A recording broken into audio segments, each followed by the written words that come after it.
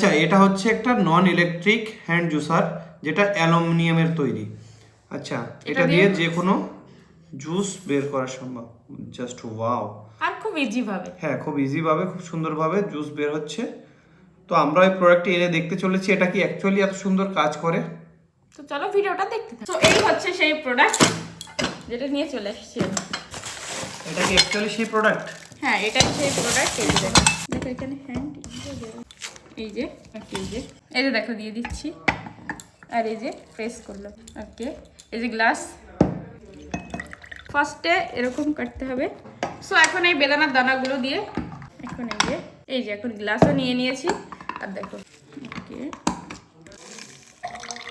এই যে জুস বেরিয়ে চলে আসছে। দেখো কত সুন্দর পিওর জুস।